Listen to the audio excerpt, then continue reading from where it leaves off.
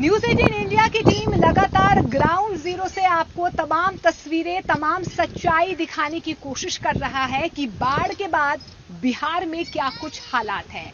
अररिया के बाद पूर्णिया हमारा अगला ठहराव है। मेरे पीछे आप बोर्ड देख पा रहे हैं, नागरा टोला। जी हां, पूर्णिया के ही एक ऐसे गांव में हम फिलहाल मौजूद हैं जहां की दो तस्वीरें मैं आपको दिखाना चाहूंगी। एक तरफ जल संकट और दूसरी तरफ जिंदगी का संकट। जी हां, भले ही आज सूरज चमक रहा है, लेकिन इनके घरों की जो रोशनी है वो डूब चुकी है। यानी कि इनके घर, इनका भविष्य वो अंधेरे में कहीं ना कहीं समा गया है। आप तस्वीरें अपने आप देख पा रहे हैं। मेरे पीछे आप जो ये नदी देख पा रहे हैं, ये कनकई नदी है।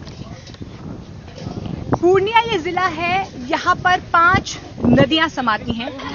कनकई, महानंदा, दास, बकरा और परमान नदी। इन 5 नदियों का संगम यहां पर होता है। लेकिन आप जो फिलहाल तस्वीरों में नदी देख पा रहे हैं, ये कनकई नदी है और आप कटाव देख पा रहे हैं कि किस तरीके से इस नदी का कटाव जो है, नगर टोला और ऐसी कई बस्तियां हैं जिनको इस नदी ने उजाड़ दिया है। एक आखिरी घर आप देख पा रहे हैं, ये भी थोड़े ही दिनों में पानी में समा जाएगा। अब आप देखिए कि किस तरीके से बर्बादी का मंजर इस इलाके में नजर आ रहा है। हम जिस सड़क पर चल रहे हैं, ये प्रधानमंत्री ग्रामीण योजना के तहत ये सड़क बनी थी।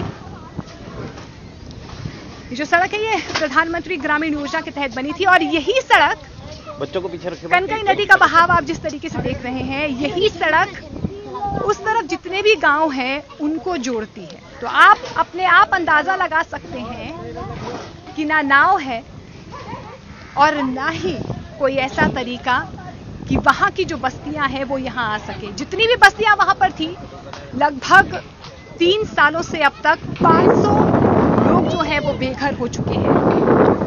उनका गुजर बसर इसी तरीके से आप देख पा रहे हैं कि किस तरीके से नदी के दूसरे छोर, यानी कि नागरा टोला जो एक पुल है, यहाँ पर तमाम विस्थापित जो हैं अपने घर का सारा सामान लेकर आए हैं।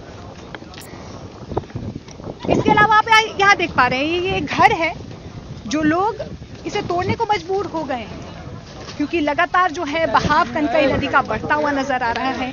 कभी भी ये घर जो है वो पानी में समा सकता है। आप तस्वीरें देख पा रहे हैं कि किस तरीके से आधा घर ये डूब चुका है और लोगों को ये घर तोड़ना पड़ रहा है। देखिए, हर साल ये स्थिति जो है बिहार में नजर आती है।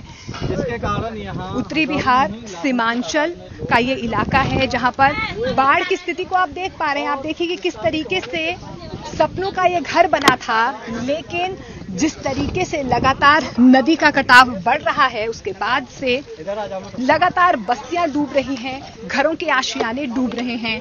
लोगों ने यहाँ पर अपने सपनों का घर बनाया था, लेकिन अब आप देखिए क्या स्थिति है कि लोगों को अपना ये घर खुद ही तोड़ना पड़ रहा है क्योंकि किसी भी वक्त ये पानी में समा सकता है।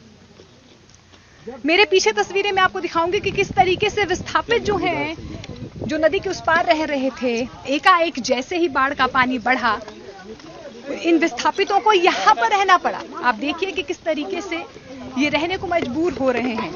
बाढ़ किस तरीके से जिंदगियों पर भारी पड़ रही है, इन तस्वीरों में आप साफ देख पा रहे हैं कि किस तरीके से लोग अपने घरों की ईंटें लेकर आए हैं, यहाँ पर रख ली हैं। अब आप झुग्गी झोपड़ियों में रहने को लोग मजबूर हो गए हैं।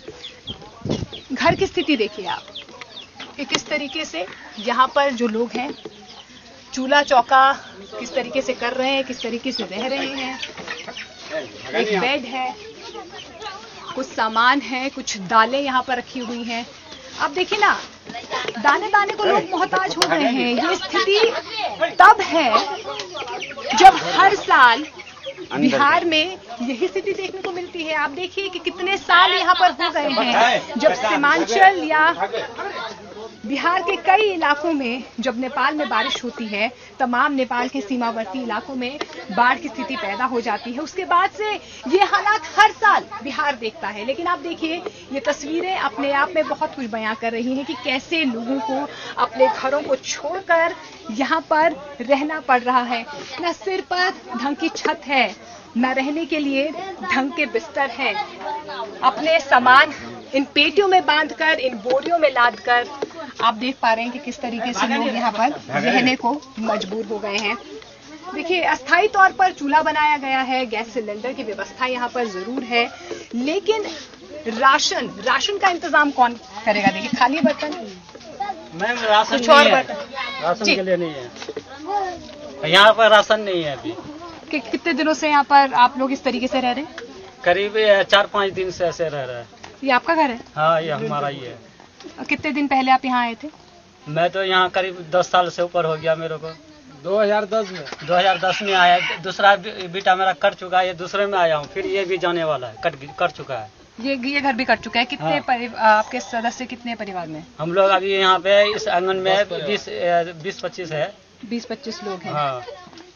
तो खाने पीने का इंतजाम किस तरीके से होता है? कैसे आप गुजर बसर कर रहे हैं? खाने पीने का थोड़ा बहुत चावल वाल है, वो बाल्टी में रखते हैं, या वो ऐसा बर्तन होता है हंडी वाला, उसके अंदर आटा या चीनी ये सब रखा जाता है।